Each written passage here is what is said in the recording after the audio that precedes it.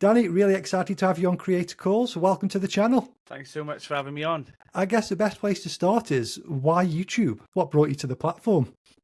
I think it was another YouTuber actually. Like I had like an Instagram and someone had contacted him and said like he's from Wales. He's got like a really nice allotment plot. And then we got chatting and then he was like, come round. And then when I was there, I think he picked up that I'm quite confident and quite bubbly. And he was like, you'd be like really good on YouTube and you'd present really well. And I was like, oh, I'm not sure. Even though I'm not, I am confident and talking and stuff, I just didn't think YouTube was right for me. And then about a month or so later, I uploaded my first video, and yeah, the rest is history. And the channel's growing, and I'm really pleased with it so far. For anyone that hasn't seen your channel, then what's it about? What kind of videos do you make? I would like to say it's all gardening, but it's not. There's a lot of gadgets involved, a lot of boys' toys, like solar panel systems and water irrigation, and I'm always problem solving for other gardens as well. So if I see on other channels or I see other people commenting saying I'm having issues with like off-grid irrigation, then I'll spend months then trying to research and try and get like the best fit for them and for me, and also at a low cost as well. So yeah, I'm forever problem solving. So I think that's the main part of my channel, but also it's a vlog style in a way.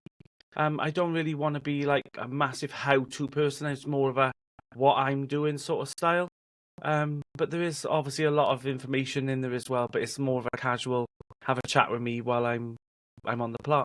Yeah, it's definitely a relaxed atmosphere. You're turning up to have a bit of fun on the plot, and the people watching can definitely pick up on that as well. So you already mentioned it a little bit. Who convinced you to start the channel then? Or what was like... Yeah, so his name was Malcolm Kingswell. He doesn't actually do YouTube now. He retired. But yeah, weirdly, he was one of the channels that I did watch. And yeah, I think a part of my style is probably from his, but the reason I watched him was because I like that style. So it's more of a, this is what we're doing on the plot sort of thing this week. But I've also got these problems that you've discussed or I've discussed, and we're going to solve them today sort of thing. So it's that type of format, really. Yeah, everyone's got that YouTuber that really inspires them. Is there anyone in the gardening space that you really look up to? Good question. I would still say Malcolm Kingswell a lot. I think a lot of YouTubers inspire me in different ways, like just sometimes like Jane Kelly, her casual approach to gardening, and then like Tony O'Neill, because he's so focused on the channel and on how he gives that information out, and he's been a real great support of my channel. I will say, he's given me a lot of hints and tips on the way. And yeah, I could list many, there's Muddy Boots Nigel, and I mean he's more of a dig gardener, but he's full of knowledge, and he's got that comedy factor, and he's quite casual talking to the camera as well. So I do take aspects from a lot of YouTubers, but my biggest thing that I do before I record is I always record my own first before I watch any of theirs, because it massively can influence what you record that week, because subconsciously you've thought of that. So I always record mine first and then I go watch everyone else's channels, because they can influence you a bit too much, I think, and I like to keep to my own style. Yeah, Jane does interviews as well, doesn't she, through the winter? She does, yeah. Yeah, I think I've seen some of them. She did Hugh Richards not long ago, and Tony. Yeah, and me. Yeah, Tony taught me how to do my potatoes. So I saw his video recently. Yeah. I've actually just done all mine now, actually, as well, but I'm a little bit late this year. But yeah, Tony is good at the potatoes. He got so many as well, Mike. I think he's did 70 buckets this year.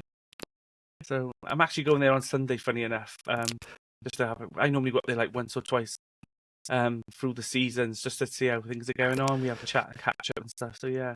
Yeah, I've set myself a bit of a challenge this year. I'm going to try and grow all my veg for my Christmas dinner. That's my goal for this year.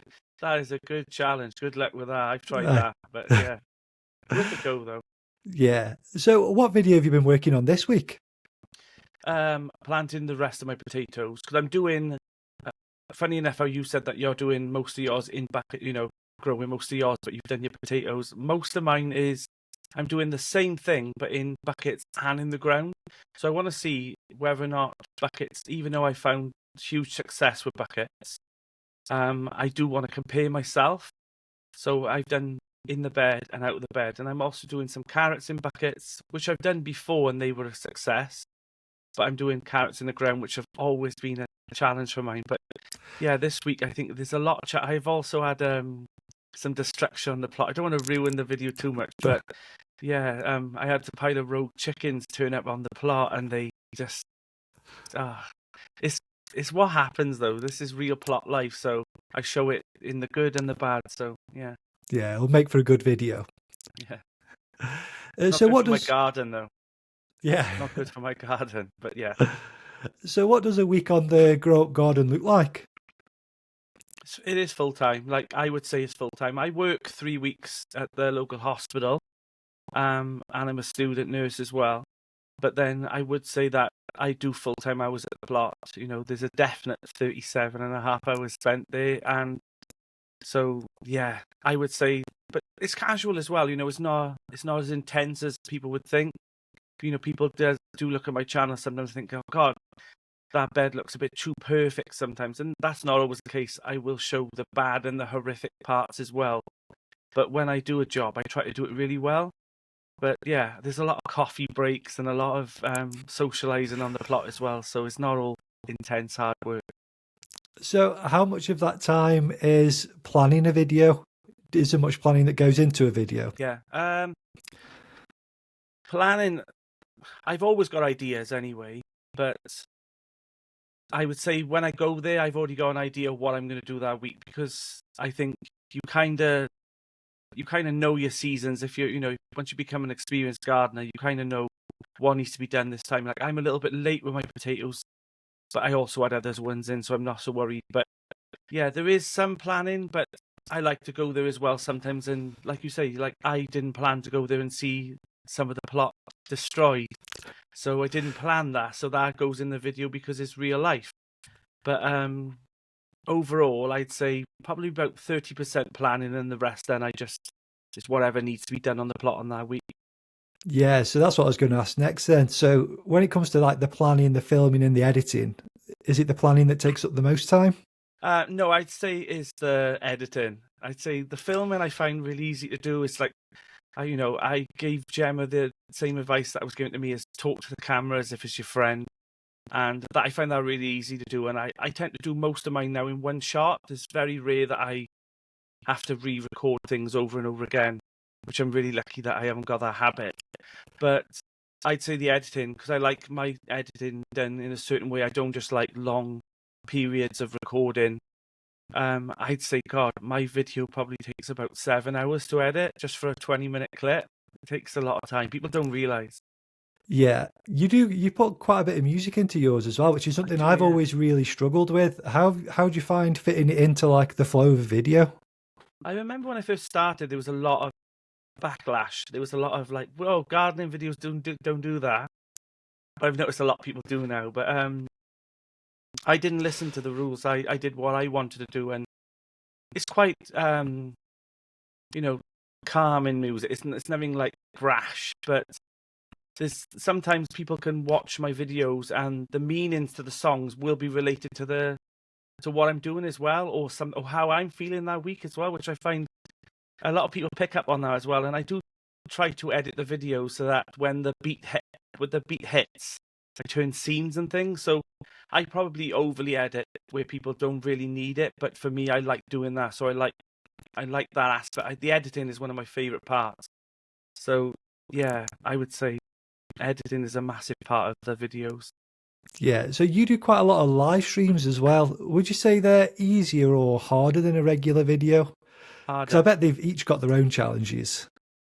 A lot harder, I would say, because I would say doing a live stream on your own is okay, but I always seem to have 4 guests, and that wasn't the plan either. It was always going to be 2, maybe 3 guests, but I've got a really good community of YouTubers around me, and they always wanted to come on the channel, and if I ask them, they'll come on as well.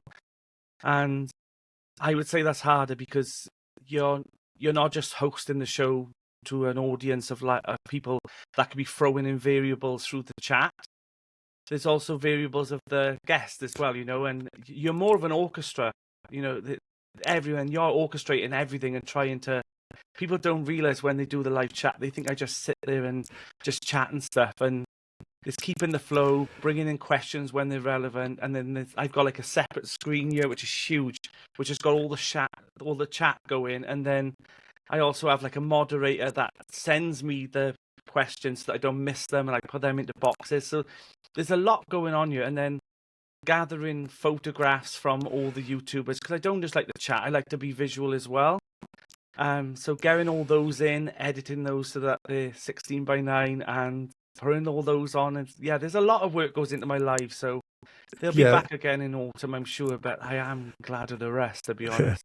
Yeah, people don't realise the amount of work that goes in behind the scenes. And I've watched quite a few of your live streams now, and they are hilarious. I went back and watched the Christmas one. It was hilarious. How do you arrange something like that with so many people? You know what? I look back at that live and I think that was pure magic. How that worked, because there were so many YouTubers and people didn't realize that there was a waiting list.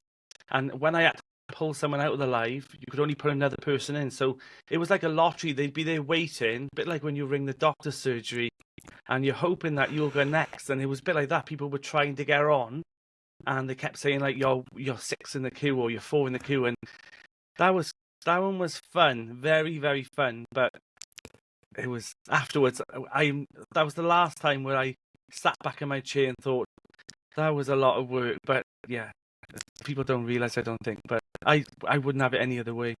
Yeah, that was a great one. But how did you come to know so many other gardening YouTubers? Good question. I would say mainly down to my personality. Like I went to the theatre, 2 nights ago, and within seconds, my friend went to the loo and she come back and I was chatting to 4 people around me. That's the type of person I am.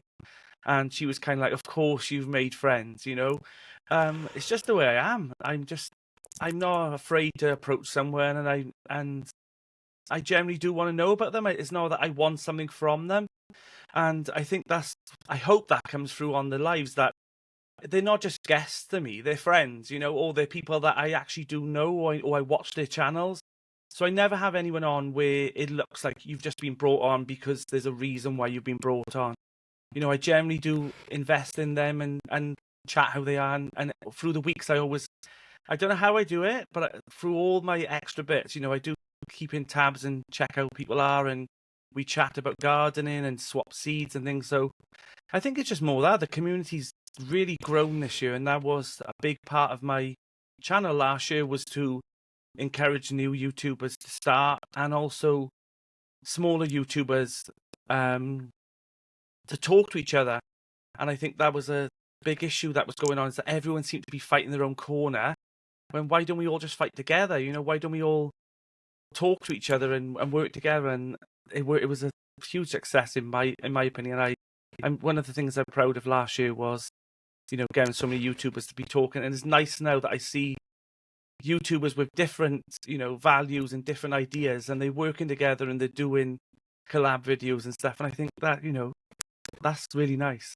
Yeah, it is great to see, and there should be more of that, because there's definitely enough views to go around. You're not in competition. Yeah. It's like a rising tide raises all ships. If you can get more people watching gardening on YouTube, everyone's going to benefit for it. Yeah.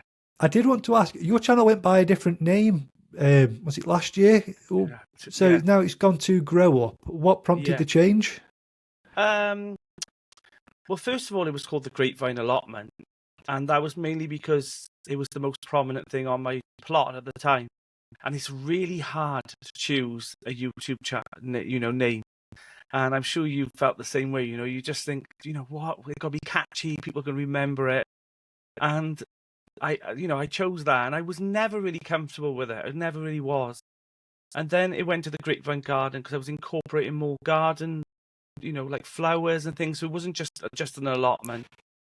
And then it was always the plan at the new year to rebrand and have something that was a bit more catchier. And also, I could never have like a T-shirt or something with the Grapevine Garden on, because it was so big and it was a mouthful. So I wanted something a bit more shorter and a little bit more catchy that people and there wasn't backlash to it, but there was a few people that was like stuck in their way that it should be called the Grapevine Garden. And a few people did, message me and email me saying I'm not going to watch anymore because you've changed. And that will happen, but I'm really glad that I did. And like I'm going to Malvern now in 2 weeks' time, and I've got like little dibbers to give out to people because people do come and speak to you and they do have a little chat. And it would have been hard to put the Grapevine Garden on that little dibber, so I've just got "Grow Up" written on it, and little things like that, and it'd be nice just to give them out to people when I'm chatting to them and stuff. So that's pretty much why. Yeah, I feel like the name and the brand fits really well with the content and the personality. It's a really good fit. Like, I'm glad you've changed it. You've picked a really good name. Yeah, because I am a little bit silly on there as well. Like not so much like childish, but it's casual, and I do have a laugh, and I'm not. I didn't want to be one of those, and I say it, those stuffy gardeners that are just like, this is the way you do it this way, and you'll get the best crops. And that's such false information because so many variables like your climate and timing and soil and everything comes into it. So mine pretty much is like, have a go, and try new things. Yeah, so your channel seems to be growing really fast recently, and every video is getting thousands of views. Have you been recognised from the work you've done on YouTube yet, just when you're out and about? Yeah. Like people, it's strange because people do know who you are, and sometimes, especially if you go to areas where you're going to be noticed more, like garden centres, because they might watch YouTube or they might have noticed one of my videos, and that happens sometimes. People will just, I was in a garden centre about a month ago, and a woman just screamed at the till, and it scared me as well because I thought something bad was happening, and she was just because she noticed me. And yeah, it's fun, but that's not really. You forget about that when you film. You forget that thousands of people do watch you. Yeah, that's quite funny. She's not being mugged, she's just seen you. Yeah. So if you could go back then to day one before you posted your first video, what kind of advice would you give yourself? Ooh. Don't worry. Don't worry. That would be my main advice, because you worry about other things too much. You worry about there'd be two things I would change. I would be never meet your idols. Never, because nobody on YouTube is 100%. I'm not saying that nobody's genuine. I'm just saying that people are different how you perceive them, and when you meet them then they could just be you think they're going to be more famous, and they're not. They're just normal people.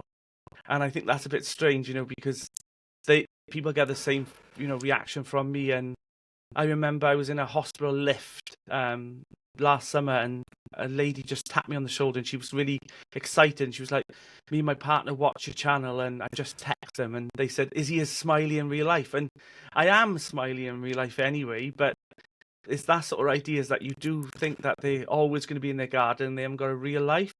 And going back to the worry, and I think you worry too much about starting and failing and people not watching. And I kind of just think, as long as they watch, I'll carry on recording.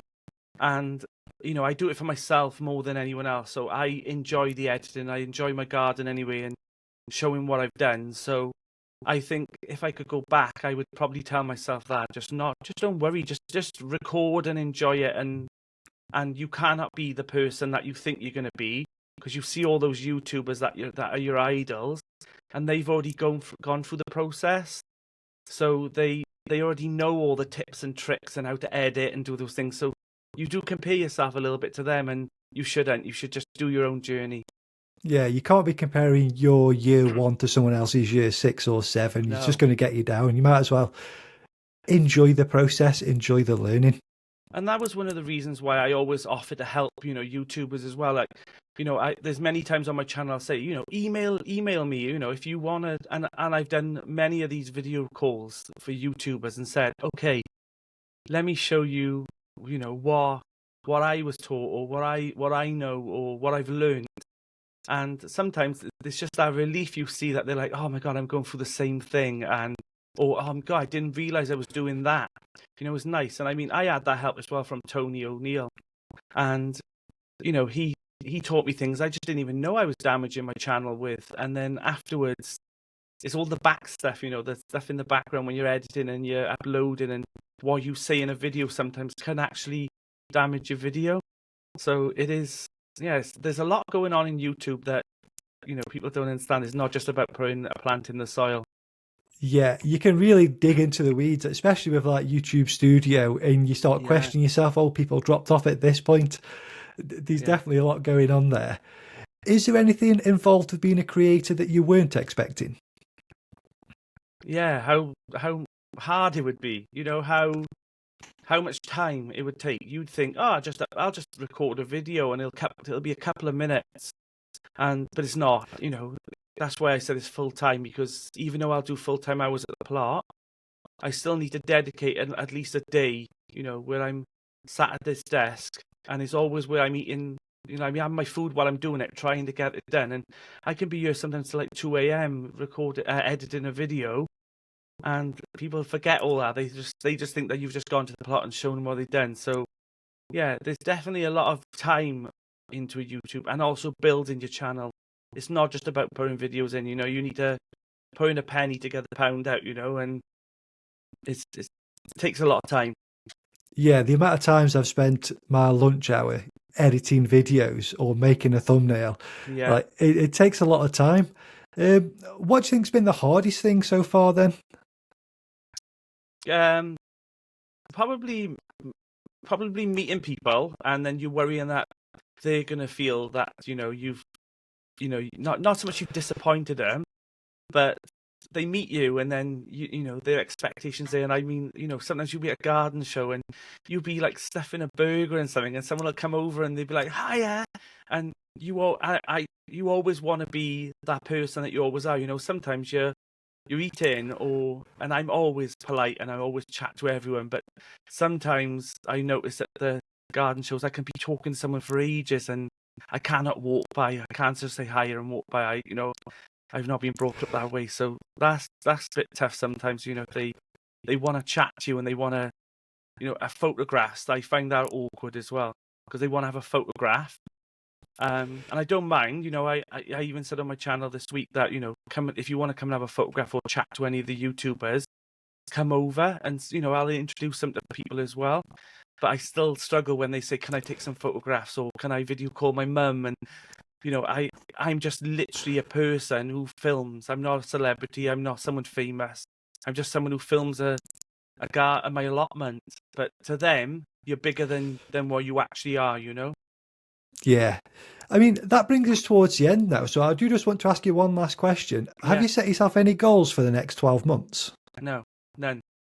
Whether I succeed or fail in the garden, it was still my journey, and people ask me all the time, are you aiming for 10K?